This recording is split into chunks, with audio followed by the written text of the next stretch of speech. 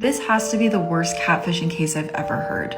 This is Austin Lee Edwards, and he was a 28-year-old Virginia cop who was pretending to be someone else online and was in a relationship with a teen girl in Riverside, California.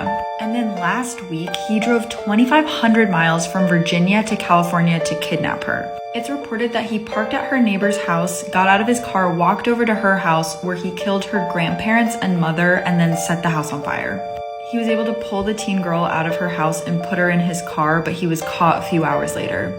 He died in a police shootout, though the girl he took was okay. He also quit his policing job 2 weeks before he committed the crime, but his old employer said that his background check had come back completely clean. Right now, we're not sure exactly what platform he was using or what identity he was using, but be safe out there. Was Wednesday filmed in the same location as Gilmore Girls? So when I was watching Wednesday, I thought I saw some familiar locations. Mostly this gazebo and like the quaint, adorable town of Jericho looking like it's straight out of Gilmore Girls. So I did some digging and it turns out a lot of people thought the same thing. But that couldn't be farther from the truth, because most of Wednesday was actually filmed on location in Romania. This is actually Nevermore, and you can see above like where they added in all the CGI to make it this like beautiful school. Not only that, but most of it was filmed on stages in Romania, so this whole courtyard is actually just a stage. Notice you can't see the ceiling because it would just be a bunch of lights and wires. They filmed some exteriors, such as this one, but most of it was just on a stage. Tim Burton actually came out and said it was very hard to make Romania look like Vermont, but if you hadn't told me, I don't think that I would have known. What do you think? Can you tell a house is haunted just by looking at it? Today we're going through the Zillow listing of the real Conjuring house, and we're gonna see. This is an 18th century farmhouse in Rhode Island, and it was owned by the Perrin family in the 70s. When they first moved in, the mom would notice that her broom would move on its own, and things around the house would mysteriously be out of place. But things in the house quickly got way worse. The kids noticed a smell of rotten eggs everywhere, and every morning at 5:15 their beds would shake. They realized they were being haunted by the ghost of a woman who died on the property in the 1800s named Bathsheba. She was reportedly practicing witchcraft in the house. It's believed that she killed a child during a satanic ritual by sticking a needle into its head. Then we all know the story of Ed and Lorraine Warren coming to the house and getting rid of Bathsheba. But according to people who have lived in this house and visited this house, there's still definitely something haunting the place. Would you ever stay in this house? This is why rental houses terrify me. So Paula was staying at an Airbnb outside of Detroit by herself. Her job had sent her there for training. And immediately in the house, she starts feeling like something is off. There was always weird shadows outside the windows, and she would hear footsteps on the roof really late at night. She ends up locking herself outside of the rental the next day, but it's not a huge deal because the property manager actually lives in the house next to it. So she asks him about the footsteps she hears on the roof at night, and he says that they have lots of raccoons in the area, but she kind of knows that it's not a raccoon. He lets her back into the house and tells her that her keys are on the bedside table, which that's kind of weird. How did he know that? Another thing about the property manager is he's an older gentleman, so he listens to his TV on full volume like all night, and she can hear it from her house. So the next night, it's kind of the same thing. Weird shadows outside the window, creaking on the roof, and then her neighbor's insanely loud television. And Paula decides that she's had enough, so she opens her side door to go over to her neighbor's house to tell him to knock it off. And that's when she stops in her tracks. She can see his TV through the window. And on it is Paula, standing at the door, looking out the window. And then she sees him get up out of his chair, walk over to the window, and smile at her. 3 BuzzFeed Unsolved cases had groundbreaking discoveries this year. You maybe remember the story of the Lady of the Dunes. In 1974, a young woman who was out for a walk in the dunes of Cape Cod discovered the body of a woman. She wasn't able to be identified because her killer actually did things to her body so that you wouldn't be able to identify her, like removing her hand so you couldn't get fingerprints. But then this year, through DNA analysis and historical records, she was able to be identified as Ruth Marie Terry. And it turns out her husband at the time, Guy Rockwell Moldovan, was a suspect in the murder of his previous wife and stepdaughter. Then there's the case of the boy in the box, where in 1957, the body of a young boy was found wrapped in a blanket inside of a box in Philadelphia. The identity of the boy remained a mystery until this week, when through DNA analysis, he was identified as Joseph Augustus Zarelli. Police credited advancements in DNA profiling as well as volunteer sleuths who were able to figure out who his potential relatives would have been. Police also say it'll be an uphill battle to determine who is responsible for his death since his parents have since passed. And last, we have the Somerton man, whose death in 1948 baffled Australian police. He was an unknown man found laying against the wall on Somerton Beach with nothing on him to identify him. The The tags on all of his clothes had been cut, and the autopsy came back as potential poisoning, but his identity has stumped us for decades. That is until July of this year when he was identified as Charles Webb. It said that a DNA match from a first cousin 3 times removed was what sealed the case. Can you tell a place has a dark past just by looking at it? This is part of a series where we look at listings of homes that have tragic backstories. In June of 1996, Darlie Rudier called 911 claiming that someone had broken into this home and attacked her family. Her 2 youngest sons suffered fatal stab wounds, while she herself suffered superficial cuts and bruises as well as a deep cut on her neck. But upon arrival to the house, the cops immediately felt like the scene had been staged. And though they had this beautiful home, a quick investigation showed that the family had been in deep financial stress. Just 12 days after she had made the 911 call, Darlie was arrested for the murder of her 2 sons. She's currently on death row in Texas, but one thing has always struck me as bizarre about this case. People have assumed that the motive was to cash in on her son's life insurance policies. But the entire family was home during the attack, including her husband and other child who were upstairs. The life insurance policies of Darlie's 2 sons only totaled $10,000, while her husband's totaled $800,000. And to me, that motive just doesn't add up. This is another scary ghost story that comes from one of you guys. So Jack works for the Navy and he has to move into naval housing on base. But there's one bedroom in the naval housing unit that Jack gets a really bad feeling from. He says it always feels like someone's in the room looking at him. So he just keeps the door closed, doesn't go in it, but then eventually he gets married and needs a bigger bedroom and has to move into this room. And weird stuff immediately starts happening. The closet starts opening by itself at night. Furniture starts moving around when he's not looking. But here's the craziest part. Jack's story isn't unique. When he starts talking to a bunch of other people in the Navy about his experience, it turns out a lot of them also feel like their homes are haunted. After some digging, I actually found out that this Navy base was built on Gunjawamp, a haunted swamp in Connecticut. I do a whole deep dive on it in my podcast, but there's something weird going on there. I think about this true crime case every year around the holidays. On Christmas Eve 1945, the Sauter family house burned down in West Virginia, and only 4 of the 9 children home that night made it out. The cops told the parents that all 5 children must have died in the fire that night, but when they did a search of the area the next day, no remains were found.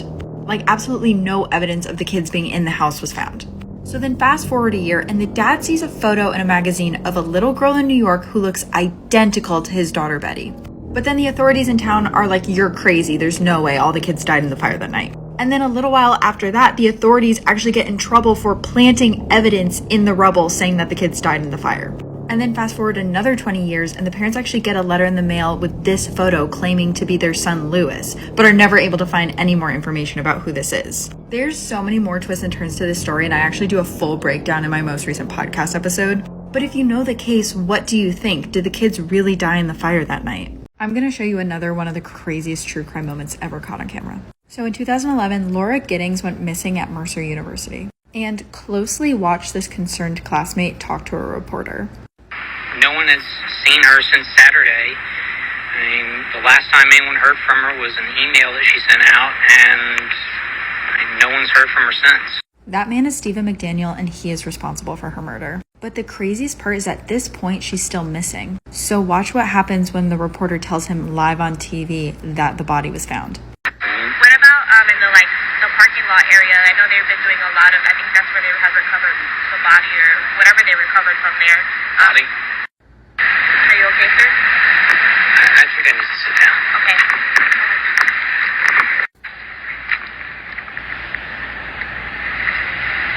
Early that Sunday morning, he had gone into her apartment with a master key that he stole for the building and murdered her. And currently, he's up for parole in 2041. One of the worst serial killers of all time is being released from prison. He goes by the name of the Serpent, and he's been linked to 20 murders of Western tourists all throughout Asia and the Middle East.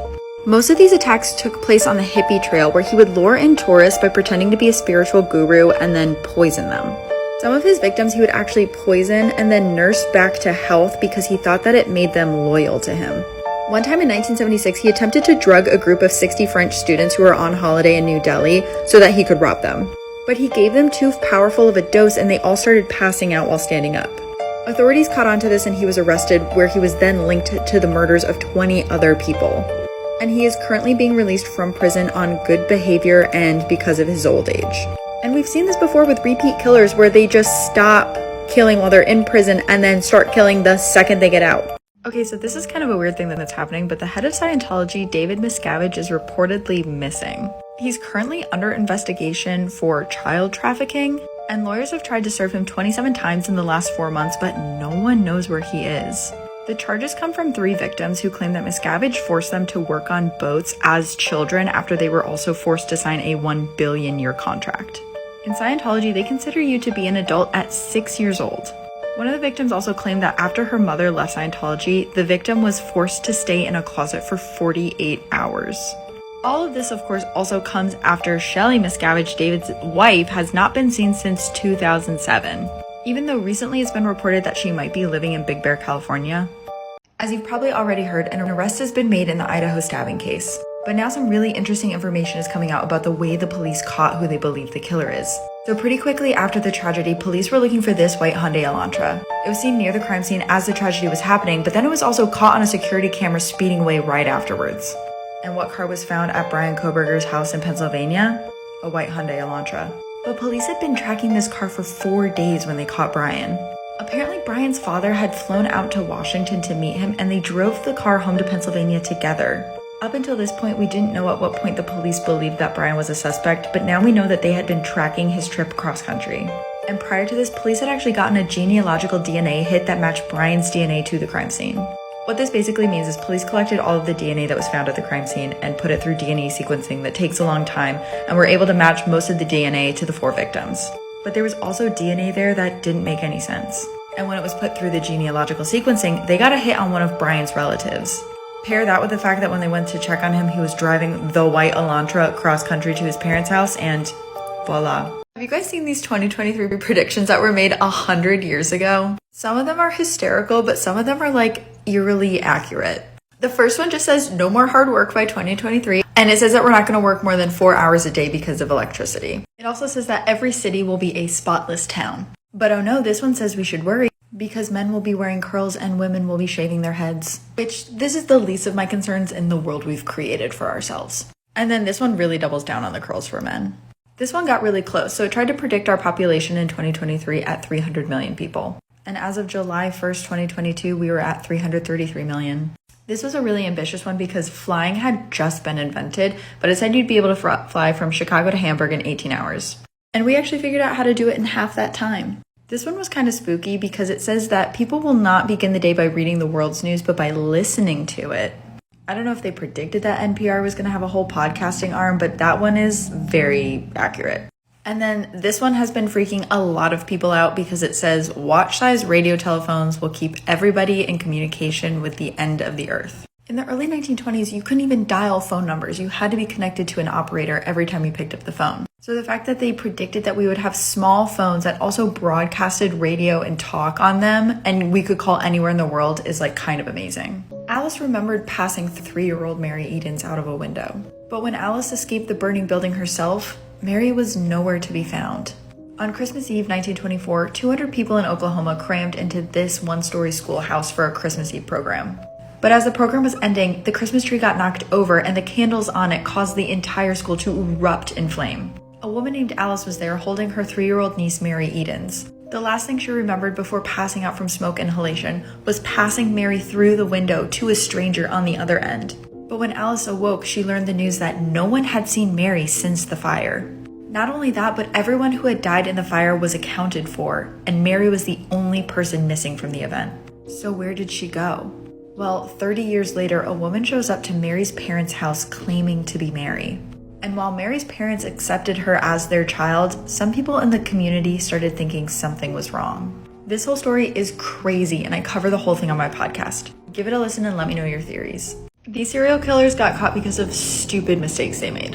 And I cover all sorts of true crime and spooky stuff here, so make sure you follow along. Dennis Rader was a prolific serial killer in Kansas from 1974 to 1991. He was called BTK, which stood for Bind, Torture, Kill, because that's what he liked to do. But he also liked to taunt the police. He would send the police letters signed BTK, which could not be traced back to his real identity. So in the early 2000s, he had been dormant for over 10 years, but he still liked to taunt the police. And the early 2000s also brought new technology for communicating. So BTK, being the mad genius he was, wrote a letter to police asking if he sent them a floppy disk, would they be able to trace it back to him? And the police answered this letter basically saying, no, we totally can't do that. So BTK sends the police a floppy disk, and there's metadata on this floppy disk that says the last edit was done by someone named Dennis at Christ Lutheran Church. And then a 10-second Google search showed police that Dennis Rader was the president of the council at Christ Lutheran Church. Afterwards, the police basically came out and said that if Dennis had just kept his mouth shut and kept murdering, they probably would have never caught him. Let me know if you want more of these, because there's some other idiots out there.